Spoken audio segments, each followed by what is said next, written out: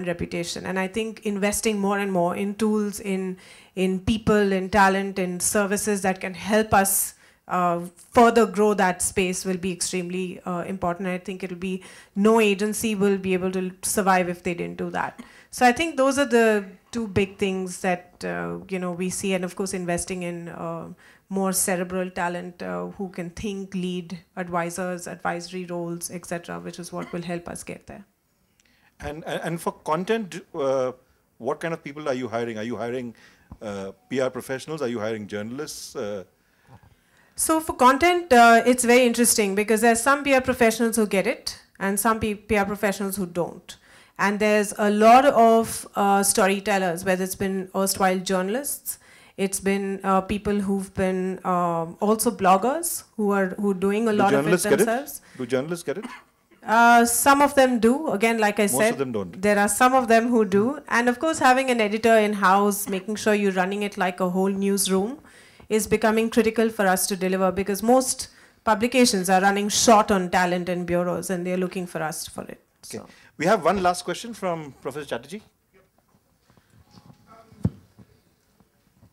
Valerie, this is particularly directed towards you because you have been talking about content. But if you see the bigger challenge that has come through in this discussion, it is about how the world is changing. So digital and social and whatever else was one part. And Sanjam's point of PR covering more ground than marketing being true. The question really is, where is the place for strategy? Because that's one word, by the way, I did not hear in this discussion at all.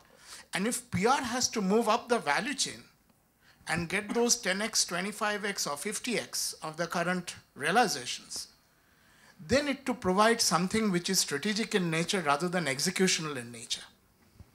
So my question actually goes to all the panelists, that in case PR is to provide value like the way you have been saying, what is that strategic element that a Bain or a PwC or a Deloitte brings on table? Can I go first? What is strategy?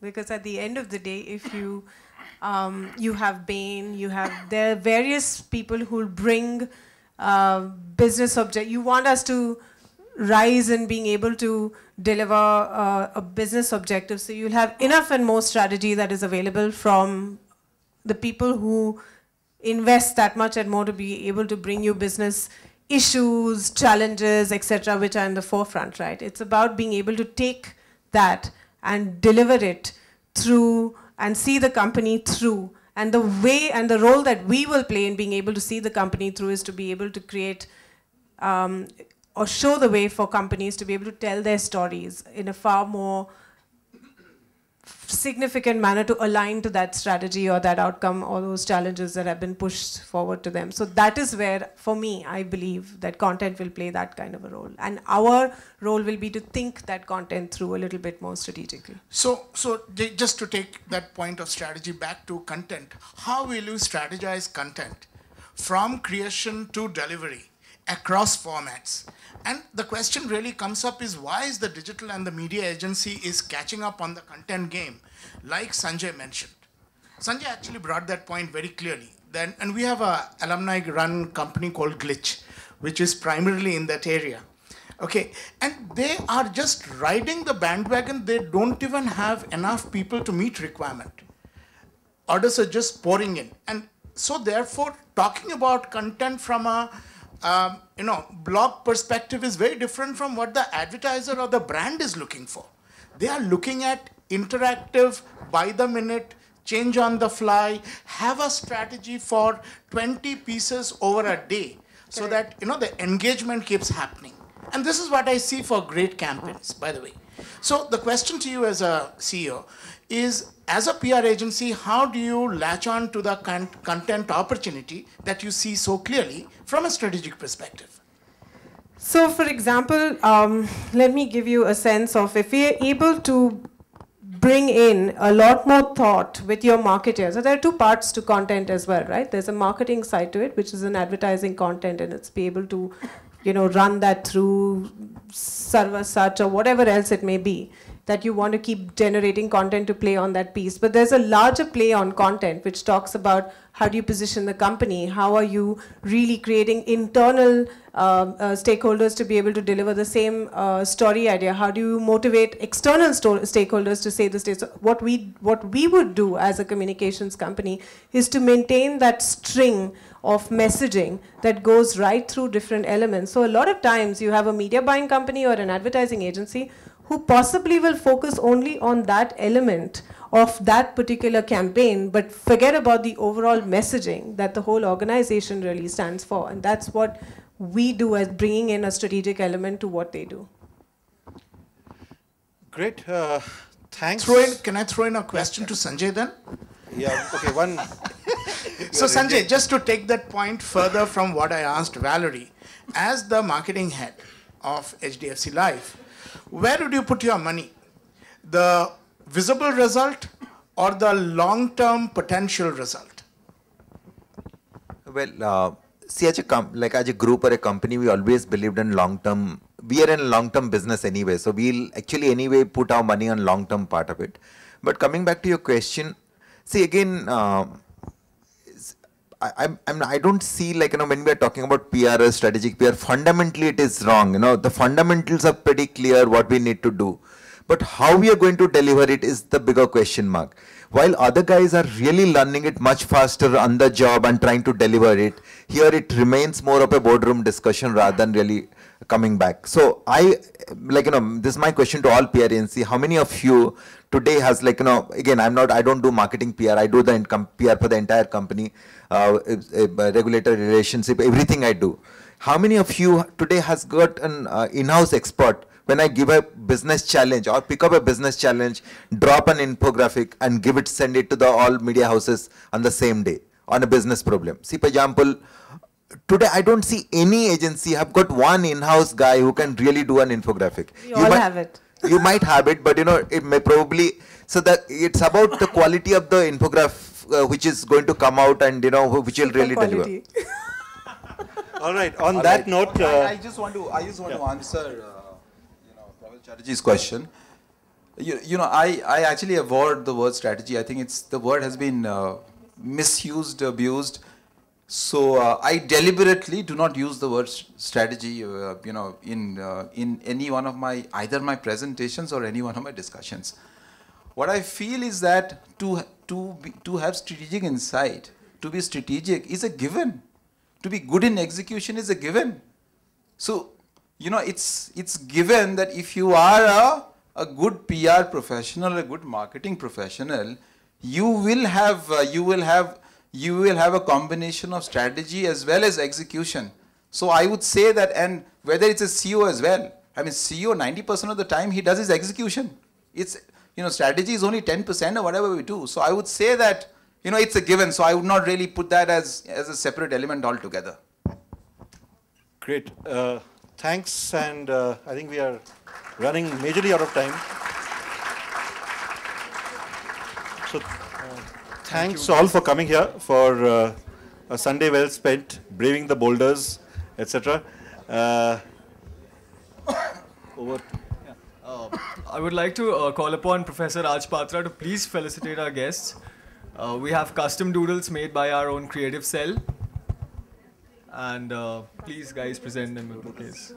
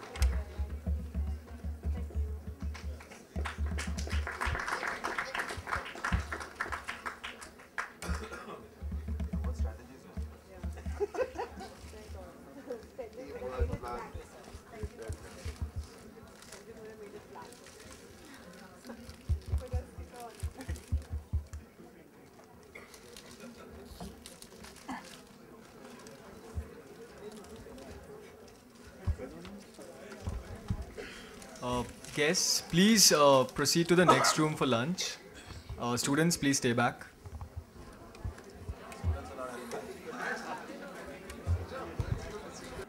I hope you had a sumptuous lunch, and we are starting off with the second half. And with the combined expertise of 25 years in marketing, brand management and communications, and reputation management spanning across industries, multiple industries, Mr. Paresh Chaudhary is currently Chief Executive Officer at Madison PR. He was also the Group President Corporate Communications at Reliance Industries Limited, Head Corporate Communications at Unilever, and Director Corporate Communications at Ranbaxy. His involvement in launching international brands and creating brand identity manuals, media policies, and customized crisis communication guidelines have proved a ready reference for each organization he has been associated with. For now, Mr. Paresh Chaudhary would like to share his thoughts on the previous panel discussion. Sir, if you could please come over. Thank you so much, sir. So this is completely extempo. So Deepshika is looking at the agenda, and so is Nitin, saying, "Hello, it's not your turn anymore." So the front seats are empty. Can you guys please come in the front? Sharon, just ensure that. No, please, Karen, come in the front. Okay, so I just want to make this for about 2.5 minutes, not more than that. So I came a little late for the panel, and I met a lot of students outside who must have got a little. So the points made by the panelists in the first one was pretty solid, pretty honest, pretty frank. But I think some of you guys got a little confused whether what is this PR agency guys doing? You know, they're not delivering. Why the client's not paying? Is there a proper brief coming in? Is this the garbage in, garbage out situation, etc. Right? So I just want to kind of tell you guys, don't worry, everything is fine. Everything is absolutely great in our industry. We love doing this because clients would always want the best and agencies want some more money. But I think the fact is, and somebody really commented, that you tell me how much you're paying us. If you're paying us peanuts, I will only give you a monkey, right? But if the client only sees a monkey, he's not going to pay you, right? So it's a cycle. Somebody also mentioned to me yesterday that we need some fresh MBAs with creative thought. We need people who are out-of-the-box thinkers. Let me tell you, even I have not thought out of the box here, 30 years now, right? And I know a lot of guys in my industry, and I've done a lot of corporate com jobs in large organizations. Out-of-the-box thinking comes when you're sitting in the loo in the morning sometimes. And not really, when you're going down and working on strategy, brainstorming sessions and stuff like that, okay? So nobody's really born with creative thinking and out-of-the-box thinking. It comes with experience. So for people like you, and I love SIMC students for 2-3 reasons, because you're led by this great guy called Chandan, and of course, great campus. And 2-3 of you all have worked with me as interns, and I think those 2 people are here. Where are you guys? Abhilasha? Okay, great. I just want to say 2 things, right? Unless the onus is on the industry to make sure that you guys are doing a great job and you love what you're doing. I think communications, PR, communication partners with any client that Madan does or Deepshika does or Nitin does or I do, with so many global clients and Indian clients, you can actually add value to people's lives every day you come to work, every single day. Unlike HR, okay, and HR comes with a lot of baggage. They hire and fire people. Nobody likes the HR guy, right? Marketing, sales, R&D, manufacturing, etc. We are the only guys, whether we are an agency or we're in the corporate comm teams, we manage and change people's reputations, perceptions, right? Everybody who works for an organization goes back and says, oh, you know what, I'm very happy and proud to be working for this company. So that's our job. So for you to have that passion and that belief that when I join an agency or a company, my job is to change people's lives, internally and externally both. So our job is to make sure that I convert each one of you, and I think the onus lies with the whole industry, is to converting a PR, so-called a PR manager, which has actually got a very bad tag, quite unfortunately, and it's improving, of course, over the years, into a brand manager. So we spoke about worldviews, we spoke about a whole lot of things. Unless you're not a brand manager, there is no way you can talk that language with a brand manager, or say a P&G or a Cafe Coffee Day or with Flipkart, right? So that's my onus. How do I train you? How do I give you the tools and the capabilities to really feel great about what you want to do? And once I give you those brands to start working on from grounds up, a part of your KRAs, a part of your performance appraisal, go to consumer homes. Why do only brand managers of companies go to consumer homes? You know, at Levers and at Ranbaxy and GSK, I used to go to consumer homes, but at an agency, I don't see people going to consumer homes as a part of KRA. Every 15 days, channel management, what is an SKU, what is market share, what is MAT, what is ORG, what's the competition doing, how's modern trade doing, how's mom and pop behaving in a Kalyan versus a Timbuktu. Now, this is something that the onus is with us. So don't get worried about it. And what is online doing? And of course, digital space is something that is, I think everybody's going to work on. But so I just want to say two things. Please understand that while you have a very robust course, and I've seen your syllabus, it's fantastic. It's really preparing you to go out there, right?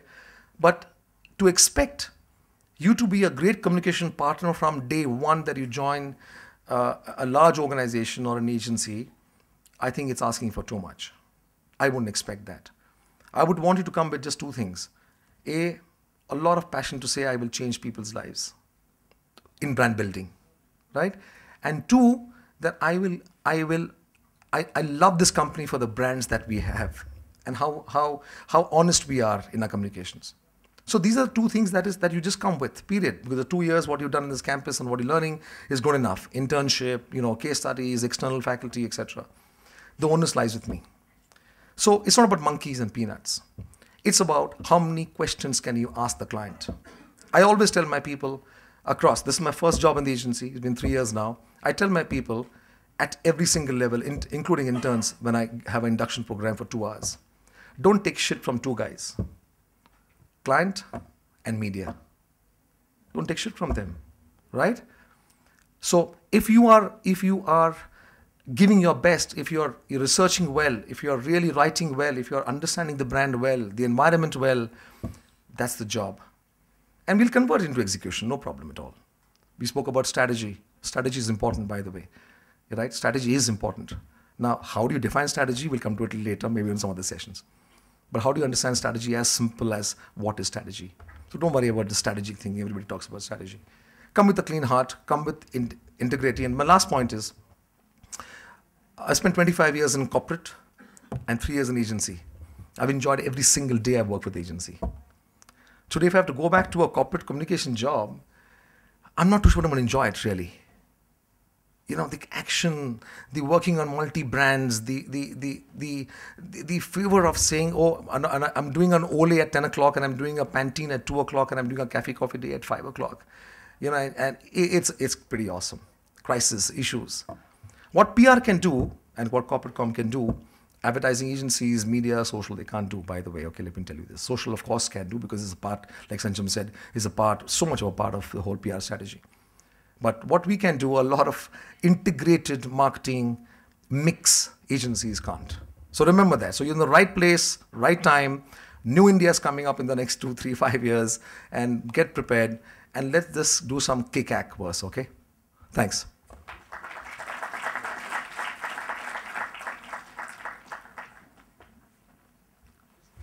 Thank you so much, sir, for your insights. On the same line, we have the next panel discussion, where has the time come for the clients to communicate with the addressable community exclusively over social media, or is an IMC-led, amalgamated approach more effective? It's time for our next panel discussion, which is social media, the belle of the PR ball. Our first speaker, Mr. Harish Tibilwala, is a business owner and joint CEO at socialwavelength.com. Mr. Harish has also co-founded HomeIndia.com, known for its exclusive merchandise and reliable service. He has successfully created, from grassroots level, businesses in the area of consulting, e-commerce, as well as retail sales and distribution. He also has expertise in online reputation management, branding, and retailing. The next panelist is Ms. Deepshika Dharmaraj.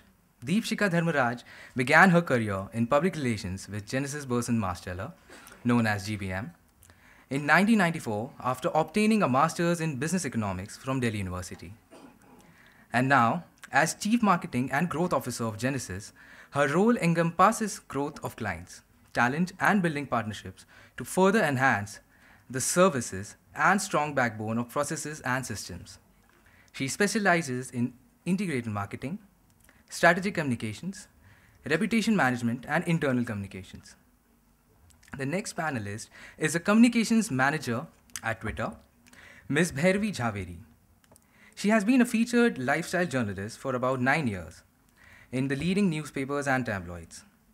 And also, she is right now a freelance journalist for HT Branch and Vogue, and many others. When she isn't hashtag in on it, she is also working on content plans for various brands and startups. She's now giving a spin for communications and creative spin for Twitter in India.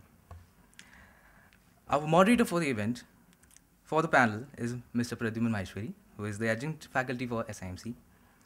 I would request everyone to please come up to the stage.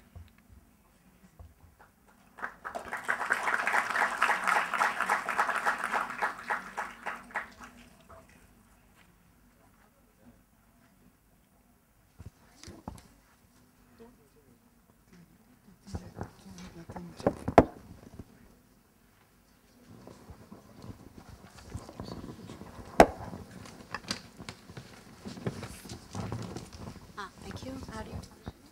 It's open. It's on.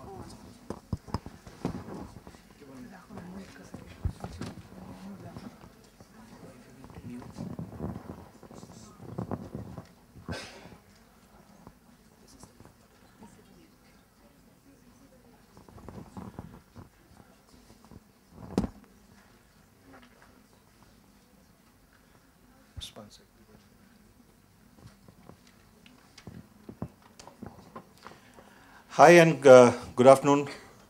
After Paresh's encouraging words on the PR agency not being, and not possibly we were a little harsh on the entire agency business, or it kind of came across as that. Though of course we obviously don't mean all of that was that things are really bad, that you can't seek employment there. That was obviously wasn't the intent. Yeah. But right now we are looking at a different topic, which is, and I'm not very sure whether it's a good idea. It's possibly sexist to say the bell of the PR ball. Why not the bow of the PR ball? But I like that. I like the way they put it. Whoever thought of that topic, nicely done. Content. So I'm going to, we obviously know what it means that in the business of public relations, as it is the business and craft of public relations, social media, and ever since we've had the likes of blogs, which started somewhere in the early 2000s, to what we have now, a very hyperactive world of Facebook and Twitter and and whatever else keeps coming up and may come up in future, and suddenly the entire business of reaching out, of outreach, has changed from what it meant reaching out to a dozen odd or 5 dozen odd journalists. Now means that you need to reach out to a host of as they say, influencers, And given that, I think the entire business has changed. So what I'm going to do is I'm going to ask Deepshika, coming as you are from a traditional PR agency, and of course, which is now doing a fair bit of, everything else in the integrated marketing communication business, to talk about how the business has changed, and whether it is, as the topic suggests, the bell of the ball. Yeah, and like I said, I like that topic. Thank you, Pradyuman. So, yes, I think you've all heard of integrated marketing, and that's where all agencies are going towards.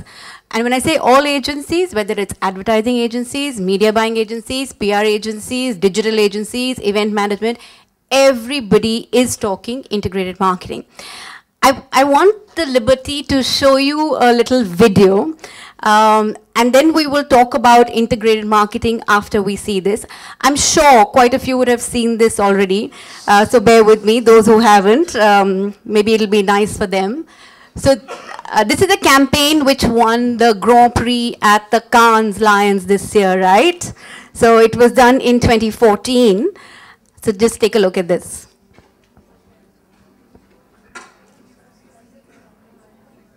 Hi, Anne. Hi.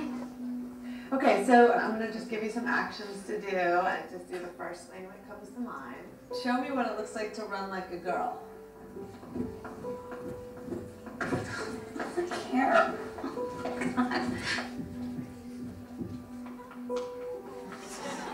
Show me what it looks like to fight like a girl. Now throw like a girl.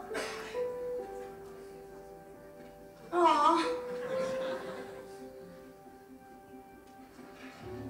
My name is Dakota and I'm 10 years old. Show me what it looks like to run like a girl. Throw like a girl. Fight like a girl.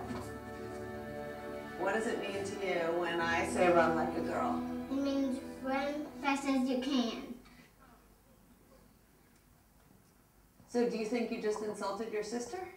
No. I mean, yeah, insulted girls, but not my sister. Is like a girl a good thing?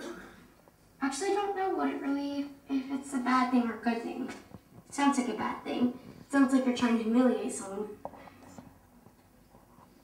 So when they're in that vulnerable time, between 10 and 12, how do you think it affects them when somebody uses like a girl as an insult? I think it definitely drops their self-confidence and really puts them down, because during that time, they're already trying to figure themselves out. And when somebody says you hit like a girl, it's like, well, what does that mean? Because they think they're a strong person. It's kind of like telling them that they're weak and they're not as good as them. And what advice do you have to young girls who are told they run like a girl, kick like a girl, hit like a girl, swim like a girl? Keep doing it because it's working.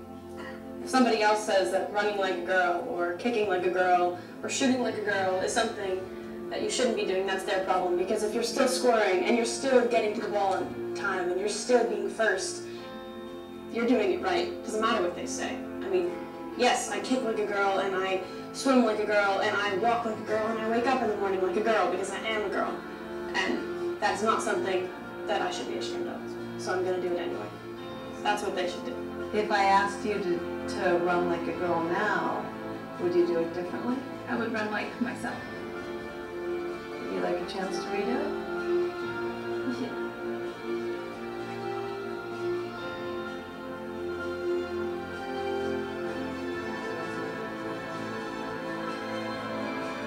Why can't run like a girl also mean win the race?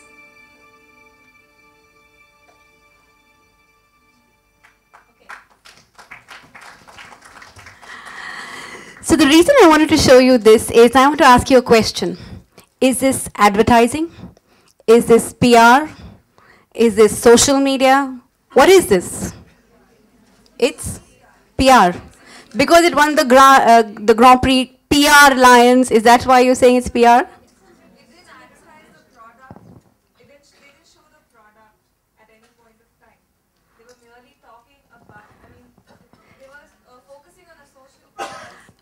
Interesting, yes. They were focusing on a social behavior. And if you look at the detailing on this campaign, and you can Google it, and there's lots of it out there, it's actually based on an insight. The insight, which is a consumer insight, and that's what most brand campaigns want to do, right? Understand a consumer insight. The insight is that somewhere along the line, like a girl had actually become an insult. And the whole objective of this campaign was change that perception, change that behavior. So behavior change is what the campaign wanted to do. And honestly, that's exactly why it was in the PR category and not any other category. So when we were talking in the morning, what does PR actually do? Change perception, change behavior, change a point of view or get people to understand what is happening in the larger environment. So this campaign was actually, interestingly, it was conceptualized in a typical brainstorming that we all have, agencies, clients, and although a lot of you are going to become part of it when you get there. It doesn't matter where the idea came from. It was how it was put together, and then actually strategy conceptualized of communicating it across different channels. And when I say different channels, advertising becomes a channel, PR, or what we call this traditional media relations, becomes a very important channel. And let's not forget that while this won some almost 90 million views on YouTube, so you may say, okay, social PR was actually what got them those views, and there was lots of stuff on Twitter and Facebook and so on, and that's why they got these views. It was actually the debate led by traditional PR.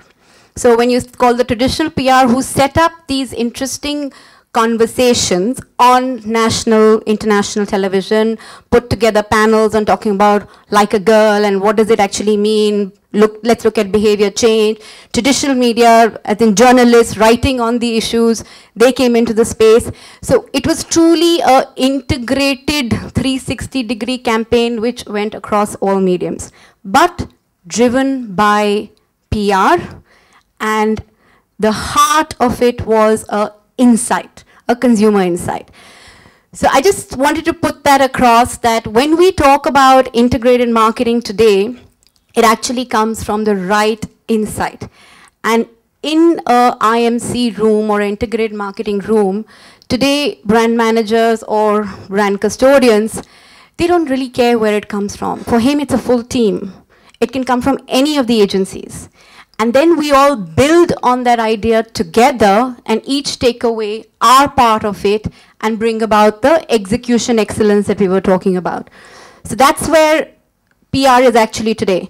It is definitely on the table with all the other agencies, and we are thinking like this. And I can see that when I look at your curriculum, you are being taught like that. You are being taught brand communication, marketing strategy, business strategy, all that. So that when you come to that table, you have the background to be able to cull out an insight and then be able to develop it into a program. So that's what I wanted to say about this one. There is another video which maybe we'll play a little later, and it's specifically on Twitter. And when I knew she was on the panel, I said, I must show you this. It's a very interesting way in which Twitter has been used by a company, not in the normal everyday way that we do it. So maybe we'll look at it a little later. Harish, we all know as founder of Social Wavelength, which is now part of JWT, you obviously lead. You've had several thousand campaigns, and social media has become a very integral part of the way communications business is. But do you see it having become, as critical as any other business, or and what are the kind of changes that you've seen over the years in this field? So before answering the question, I've been sitting for about a couple of hours now in the audience listening to the conversations, and the discussion all seems to be about PR versus digital versus mainline versus research. I think it is time for us to elevate the discussion one notch higher, and understand what is the fundamental shift in the consumer behavior that has happened, and then how each of these stakeholders can actually create value for their client brands. And to me, the biggest shift that has happened is democratization of communication. Once upon a time, a few people, whether media houses or reporters, could control the entire communication. And whether you're an advertising guy or a marketing or a PR guy, your job was to manage that ecosystem. Because of internet, because of Facebook, because of Twitter, democratization has happened. And each of these stakeholders needs to reevaluate how are they going to understand the democratization and create value. The second thought I want to share is that, when I talk to a mainline agency CEO, he says we are starting a social media division. Next I meet a PR agency MD, he says social media chalu karne wale. I meet somebody from research, we are starting a social media practice. No doubt social media is very critical, but instead of trying to move into the social digital space, At least the way I believe that each of these stakeholders are extremely important in the life of a brand. They need to understand digital as a medium and see how they can leverage that medium to deliver what they are originally supposed to do. The second thought I want to share is that the power of digital is not restricted to digital just as a medium. If we think of digital just as print, TV and digital, we are getting it completely wrong. It is the biggest change that has happened in our life since maybe the invention of the steam engine. You know, steam engine, Adam Smith model, industrial revolution created a certain kind of society and economy where we valued profitability and talent and hierarchical structures that is completely getting diminished. Companies who make no money are getting hugely valued simply because of their cash flow potential. The business models are changing from being very, very hierarchical to like a cobweb kind of a model, you know, hub and spoke. So I think as businesses, as people from the field of management, we need to understand the power of digital beyond just being like a tool for media. It is going to transform the way businesses happen and the way economies kind of dwell. Coming back specifically to your question, do we see social being extremely relevant and important to a customer? Absolutely, for a brand. And to me, the best example of a social media site is not Facebook, it is not Twitter, it is actually a platform like TripAdvisor. If you are in the hotel business and your customers are not writing good reviews about you, you might as well shut down shop. It doesn't matter what PR you do, it doesn't matter how big ads you put up, it doesn't matter what is the TVC you are running. If consumers don't speak good things about you, your business is dead. And that to me is the real power of digital, which each stakeholder has to be able to learn and manifest. How can I engage with my consumers to get them to say good things about me, which gets me new business?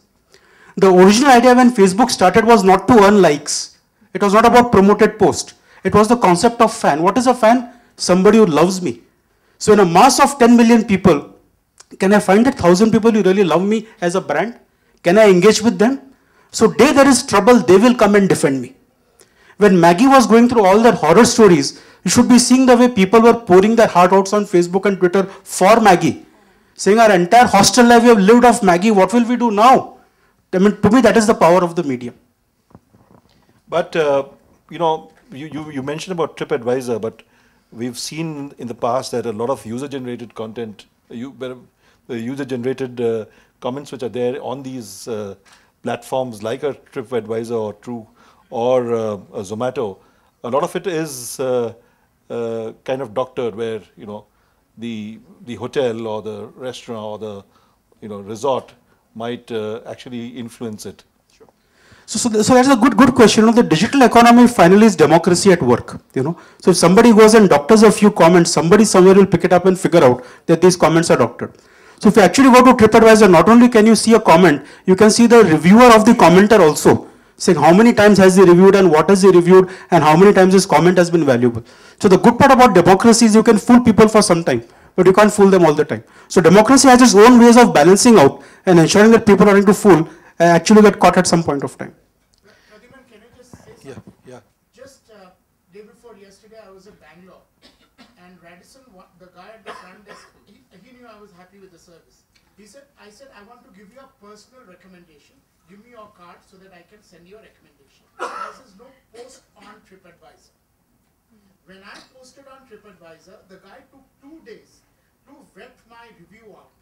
So I posted day before yesterday when I came back from Hyderabad.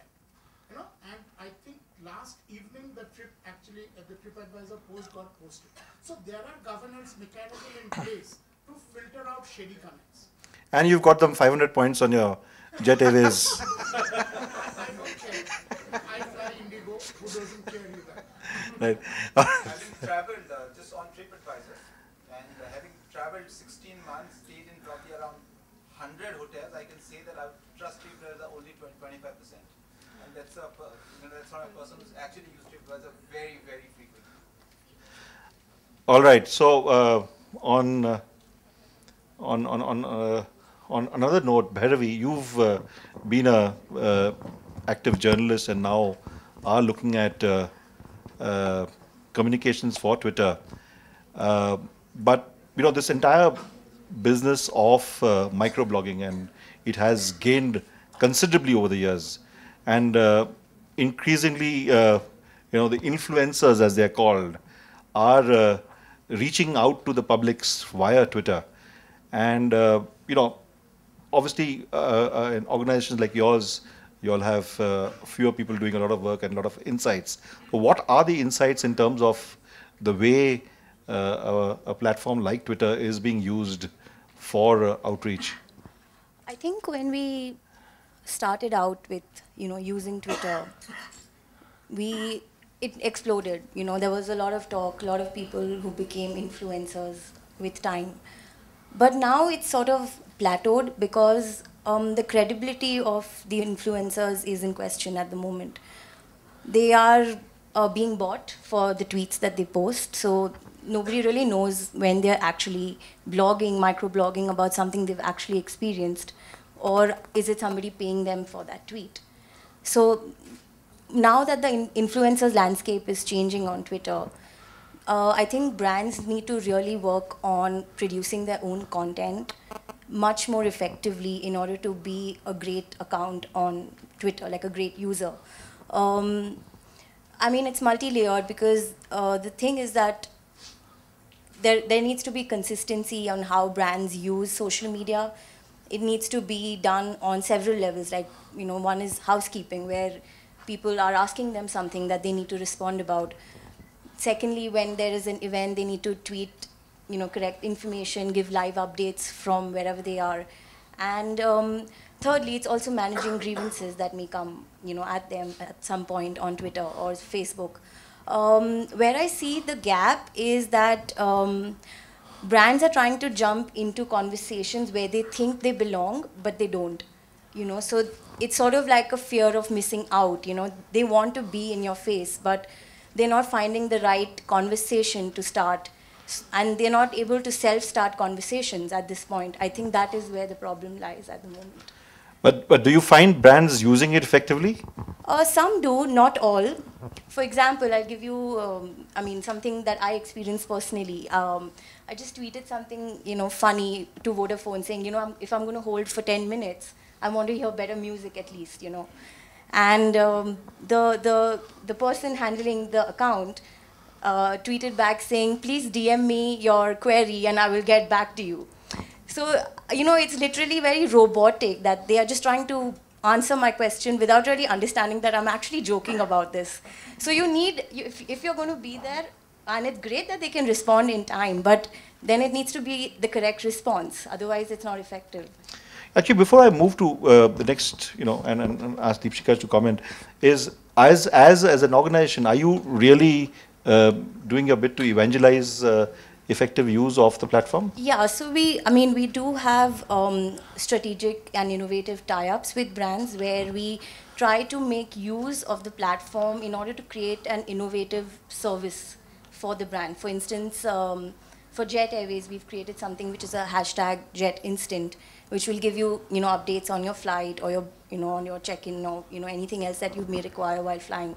So those are the kind of innovations that we have started providing on the platform. Yeah, it's, I'll take up from what you were talking about, where brands have to create platforms where they can engage with their customers. Not just consumers, but even larger stakeholder universes. You will allow me to show me that second video. I think this is the right time to show it because we're discussing what are these kind of platforms that you can create on something like Twitter. Can you show that second video? So this is by Indigo. You all know Indigo as a brand. Picture this. The year was 2006 and a new kid on the block entered India's aviation industry. Indigo, a low-cost, no-frills airline that broke the stereotypical perception that low-cost equals ordinary. It was chic, it was prompt, it was responsive, and hassle-free and always on time. 7 years later, the brand has consistently maintained the highest market share in the low-cost carrier category with close to 70 million passengers flown to date. In August 2013, Indigo decided to take the leap into social media with the launch of a 24/7 customer service channel on Twitter @Indigo60. So here's how it all began. We put together a team of Twitter frontliners who worked on a 24/7 rota. Key stakeholders from the internal and external communications were identified, and roles and responsibilities were clearly defined, especially in terms of prices. All this rigorous homework helped us set the house in order and relaunched the Twitter channel with a big bang. An unprecedented 200 followers joined us on day one of the launch. But close on the heels of this success came the first crisis. An influential Twitter personality with more than 200,000 followers, Miss Mani, tweeted about missing her flight despite a web check-in. And this led to a negative chatter about the brand among her followers. The Twitter team instantly acknowledged her tweet and alerted the airport staff in Mumbai to accommodate her to the next flight. Going a step further, a meet and assist service was proactively arranged for the passenger to personally assist her through the arrival, which resulted in a positive endorsement in the end within 2 hours of the original tweet. Another example of the seamless integration between the digital and the PR team was during the Bangalore mishap. An Indigo flight from Delhi to Bangalore slid off the runway while landing due to heavy rains and broke a few runway lights, leading to a burst of chatter among the aviation media on Twitter. The internal team was immediately activated to monitor the online space and align with the PR team to issue a holding statement on Twitter and address media queries within 3 hours of the occurrence. The airline was appreciated for its proactive response, and all this helped us dilute the impact of the crisis. The brand is greatly inclined towards engaging and involving the community further in a two-way communication. Weekly contests are run to keep the audiences engaged, and this approach has gained so much traction that 60 Friday Quiz was featured as the most engaging hashtag for January 2014 by Unmetric. 10 months down the line, the first ever 24/7 customer service Twitter channel for an airline in the country at Indigo 60 is growing from strength to strength, with more than 75% of its queries being addressed within 15 minutes and 96% within 1 hour. Indigo was also featured as the third fastest airline with respect to response time on Twitter in the world by the Daily Mail UK, based on the Skift report. Indigo was also featured as one of the top-notch Indian brands to have excellent Deepshika, your customer client? service on Twitter Your client? by Metric, Your a client? social benchmarking company. But this is not a brand or a team that rests on its laurels. Whilst being a late entrant in the social media space, the digital team and the strategy of Yeah, I think we can hold it there. Now there's a lot of accolades on that. Client plug, huh? No, so, like I clarified, the first one was not my client. It's actually his client, PNG. Can I also play my client video, please? Of course. I'll get next one. We do yours. Now, the reason I wanted to show you that is how can you use a channel like Twitter to engage with your consumer, and this is something. It's customer service, right? And you talked about Jet. So they went to up to a particular point of providing information on your flight delays, flight status. Whereas this is real time. I have an issue now. What are you going to be able to do for it? And you can test it out. I've tested out myself. It does work. And I think this is the power of social and digital, which we PR professionals need to be able to harness and advise our clients with. You saw quite a few examples in that also of how to manage crisis, the PR crisis, right? That also is part of our everyday PR life. But if I have a great property like this, which exists with social, I can actually make it work for my benefit. And like Harish said, there is no battle between us.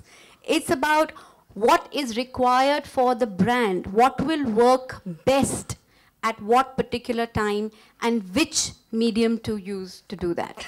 So that's why I thought it should be interesting to see some of these perspectives also. But how equipped are agencies like yourself to look at handling the social part of the business? Yeah. Okay. So.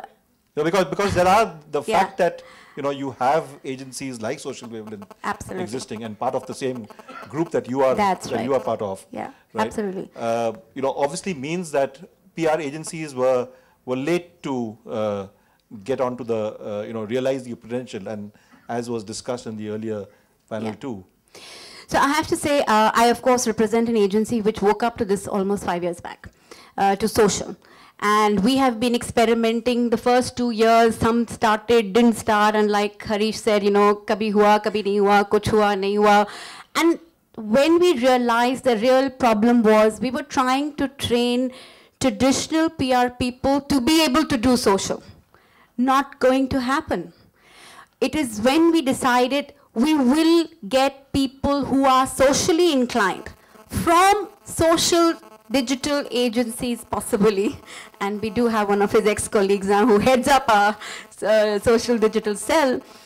That's when the penny dropped, that the only way it'll work is if we create specialized teams within the larger PR framework who understand social and the power of social. So to answer your question, we have a special dedicated team. So they do work in silos? They do not work in silos, and I'll come to that. So they have a special dedicated team which works on social. There is also something called the newsroom. So we are one of those who started our own newsroom. Some clients have newsrooms, but we have a live newsroom of our own, which actually monitors and listens to conversations on social media all the time. Because we've been talking in the morning, everything is about conversation. What is the conversation being created online right now? Where do you jump in as a brand in that conversation? How do you leverage what's happening in the larger universe and link it to your little brand? So yes, how do potato chips link up to the larger whatever is going on? So you need to think about all that. So we have the newsroom. Now what happens is with, let's say your question on silos, right? So you have a client team which works on a particular brand. And they come back saying, okay, this is the perspective or the situation, the problem with the client or with the brand, right? You get a brief. It is the PR team, the digital team, the newsroom team, and whichever else expertise is required. They sit together and come up with a joint proposition. And then they go in classical, what should we do on Twitter? Right? Everybody's on Twitter. Let's do thought leadership on Twitter. That was the first suggestion. Everybody wants to do thought leadership on Twitter. And then it was actually a digital team which came back and said, don't do thought leadership. It doesn't work with the airline. It's a young, trendy. They have a very clear proposition of on time. And which is the channel which actually supports that on time? Twitter. So why don't we start the 24/7 customer service on Twitter? So it was that team which actually came back with the idea. And then it was fleshed out, put together, saying, okay, how will PR work with it? How will... So what you're saying, if I might just interpret it, that you do have different teams which work on this and you present an integrated facade. And that's where the reinvention of the PR agency is happening, Pradyuman. In the morning session, we heard the gentleman from HDFC also talk about he's looking for such solutions, not just from his PR agency, but from actually any agency which can come back with it. But Harish, you know, you started off, you are a specialized social media agency, and you've obviously not got into the PR space as such. You've stuck to social media. Now, does it really worry you that, you know, apart from people like yourselves, there are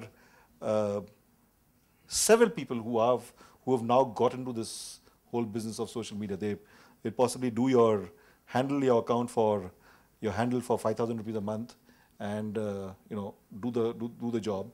You have all and sundry who have got into the social media thing, and I'm not meaning PR agencies. We don't do it for 5,000 rupees a month. Definitely not. So just to share with you something, I don't come from a media background. I'm an engineer by training and maybe an entrepreneur by profession. So when we start doing things, we don't think, is it PR, is it advertising, is it marketing? We think, does it create value for the customer? So for example, we did a project for a global wine company, and they wanted to understand who are the global influencers for wine. So it was a 3-month project. We used Radian 6 listening, did a project. We came up with 500 people globally who have the ability to influence wine as a category. These are not like brand name celebrities, people like you and me, who basically keep talking about wine. And then we categorize these people into 3 categories: people who are amenable for my client brand, people who are in the neutral zone, and people who are negative for my client brand. And then for each of these categories, we created a communication strategy, how to keep engaging with these guys over a period of time to get them on this side. Now, do you call this PR?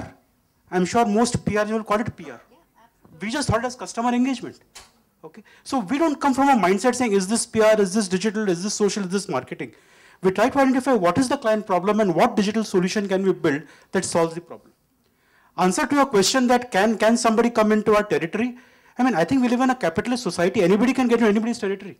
I mean, do a great job for your clients. They'll have absolutely no reason to ever change you. Whatever be your business, full stop. Don't bother about competition. All of us are actually on the same side of the table. The client is on the other side. We should figure out how to create value for the client from wherever we are.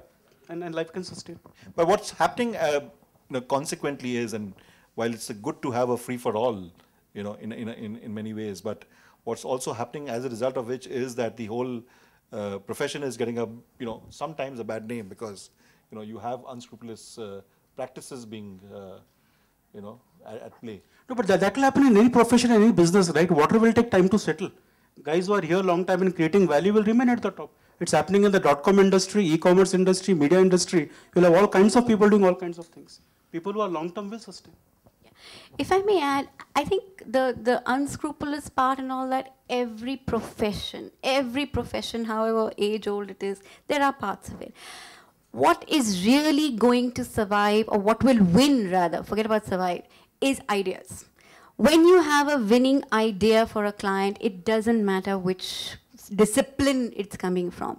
And that's the endeavor that we as PR professionals, digital professionals, as in marketing professionals of channels, we really need to think of ideas which are going to make a difference. And I think if we can do that, then we're doing the job. Bhairavi, in your looking at the kind of people who use Twitter, are there any specific industries that you find who are using it more effectively than the other, who have been quick to get onto the bandwagon? I think one of the earliest case studies on Twitter would be this food restaurant called Fasos. They were the most innovative in terms of they actually used the platform to take orders and deliver, and they did it before anybody was even on Twitter. Like most of the brands are still understanding what Twitter was, whereas they came in and without really engaging in the chitter chatter, they kind of innovated a whole new service on Twitter, which was why they were doing really well because of that. So and anybody else apart from you've had Twitter in existence for a long time. Yeah. Kotak is doing some great work again. We have something called #banking. So you can, do all your banking transactions on Twitter through different links that, that they provide. So that's another company that's doing really well on Twitter. Right.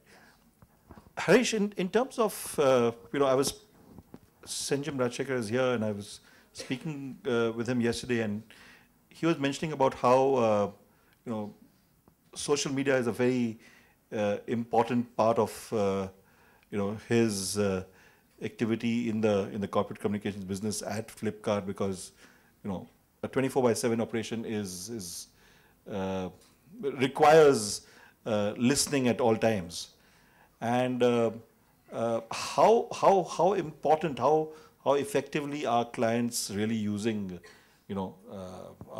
or attending to comments via social media? So I think when social media started, and let us say we started our business at Social Wavelength and we did our projections for the first year, we thought communication will contribute 50% revenue and listening will contribute 50% revenue. For the first 5 years, we found nobody interested in listening. Brand manager's brief is Facebook page चालू करना, 1 million fan चाहिए, कितना पैसा लगेगा? Okay. But last 1 year, we are now suddenly seeing the sensitivity to start listening, because now there's like a, what shall I say, critical mass available, and people are talking, and you can see what happens if you don't listen. Ministers have lost their job and governments have fallen because of something happening on Twitter or social media, and brands have disappeared. So suddenly there's a seriousness now to understanding the power of listening. And we see brands using social listening in 2 methods. One, of course, is like a reputation management or crisis management. Second, I think very important, still unexplored, is market research. For the first time in the history of brandkind, you can listen in real time to what consumers are talking about your brand or about competition. And that is hugely rich data. It is completely uncued conversation. These people are talking really what they mean. And you can dig into the profile of the person to know exactly what he eats and where does he live and what does he do. So I think listening both for market research, ORM, is beginning to gather steam. We are seeing more and more brands kind of come online now, looking at the power of listening and actually investing in 24/7 kind of listening exercise. But we have, of course, seen that, a large, otherwise progressive company like a Nestle, and they've invested a fair bit in listening through, I think Group M has developed that, loop room for them. But despite that, they, we know exactly what has happened. So are clients really changing course depending on feedback that you'll submit? Yeah, so I think the answer is yes and no. At certain levels, there is a lot of emphasis on listening. I think really you require buy-in at the CEO or a management level to say if a crisis arises, how do you react to the crisis immediately? And the biggest and the best of the companies don't have online crisis management systems. They still think something that happened on Friday morning can be responded on Monday. It doesn't work. So this whole concept of sensitizing top-level management to saying if a crisis has happened and an escalation has come, somebody from your end has to get involved in real time and start helping to alleviate the crisis. Maybe that level of sensitivity has not come in yet. And obviously, once that happens, and only if that happens will it really evolve as a So you require a couple of shock case studies to make people really sit up and realize the power of what's happening. Actually, this is exactly what PR agencies do. Crisis communication. Now also this do it, is another place, but this is exactly another place where we work very closely together. Take the Nestle example itself, right? I'm doing all the listening in the world, but unless I am crisis prepared, and that's like one of the biggest revenue generators for good PR agencies is something called crisis preparedness workshop and being completely crisis prepared. Now we do it with earlier used to do it with traditional media, and of course we do it now with social media also.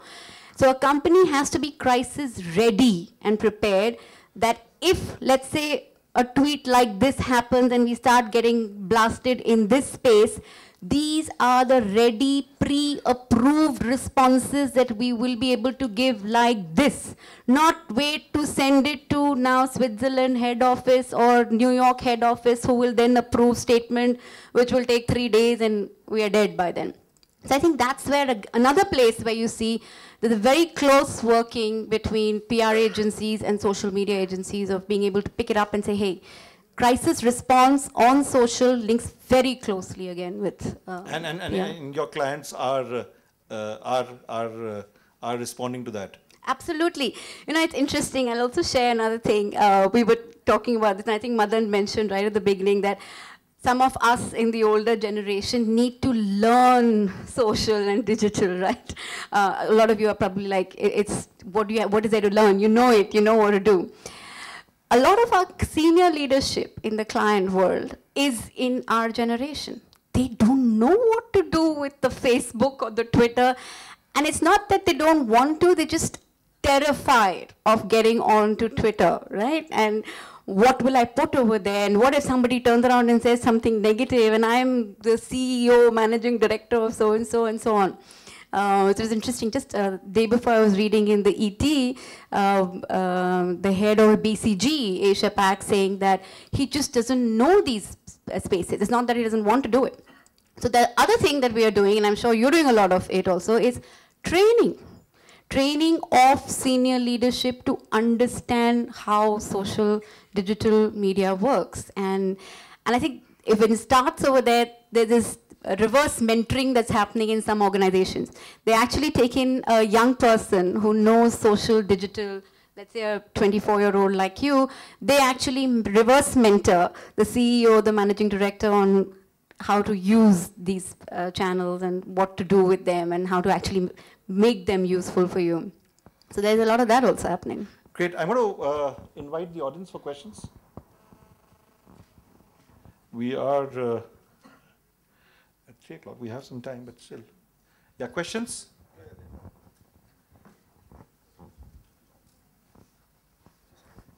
Hello, sir. Hello, ma'am.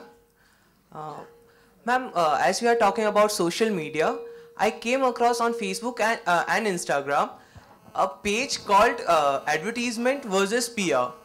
So, ma'am, there's a debate going on between what is better, advertising or PR. So, ma'am, after the video that you showed about the Twitter and Indigo thing, ma'am, the preposition for PR means the value proposition for PR increased quite a bit in my mind. So ma'am, can advertisement and PR work hand in hand and come to a common platform to enhance the growth of the PR industry? Oh, okay. Come hand in hand to enhance our growth of PR industry. Okay. No, ma'am, because how does it work together? Yes, exactly. They work together. Okay, so that is another misconception that we don't. We work together very, very well. And advertising has its space. There is a time and there is a way in which advertising works much better than PR. So each one of us have a time and space of our own. When you're talking about credibility, deeper understanding of a subject, change of behavior over time, this is all what PR does. When you're talking about pure brand recall, brand salience, brand recognition, advertising works much better. I can't say I can do all of that for you. So when advertising and PR also work strongly together for a brand, automatically you come up with these ideas which are insight based. And when there is an idea like that on the table, PR will also grow. Because if it's a strong idea like a girl, like that, PR had a lot of stuff to do in that idea. So automatically the PR industry's role also grows. The PR agency's role in that whole idea grows. So it all hinges, like I was saying, the winning idea and everybody benefits. I think there's enough going around over there. And brand heads are just sitting with the budgets to say, okay, who do I give this budget to? Right? And so it's the winning ideas, and then all of us can grow with it. So it's not about snatching away from each other. I don't think it's needed. There's a lot more to do. Thank you, ma'am. Yeah. I have a question for Harish and also for Bhairavi. You know, we are actually seeing a strange situation, especially with Facebook, and I just want to know whether Twitter is going that way. Today, if there is a brand wants to post something on Facebook, if you don't pay Facebook money, you don't reach beyond 1%. Flipkart has 5 million likes on Facebook, but any post where we do not pay money reaches only 15 to 20,000. So 15 to 20,000. So essentially what Facebook has done is that it throttled for every brand. I'm sure you're facing that same situation. Now, how do you deal with a situation like that? And for the question for Bhairavi is, will you be following Facebook in the quest for monetization, considering that Twitter is under revenue pressure? You wanted to answer first? Yeah. At the moment, we are not doing any such thing. The content is still quite democratic on the platform. So next Monday you will start, you saying, no? We're not controlling the content at all at the moment. Yeah. So I think Facebook has been very, very clear and changed in terms of its shift of positioning. They used to pretend we are a community building site and used to pay them for fans, and you always believed these fans were yours. Now this was a big joke, these fans were never yours. we have become like a digital broadcast medium. We are like television. Create good content, pay us money, we will show it. And I have absolutely no reason to believe why Twitter, Instagram, Vine will not do it. They all need to monetize the platform. So I think as marketers, our mindset has to change. These are no longer community building platforms. These are digital activation platforms. Create content, show money, reach your target audience. So I have one question for both the agency people, but just to exactly answer what you're saying, advertising is paid PR and PR is earned PR, right? So earned media is different. Therefore, the credibility lasts long, and therefore exactly what you're saying, TripAdvisors, Facebooks, it's all about now, it's advertising, right? It's just advertising. It's not really credible building. So my question is,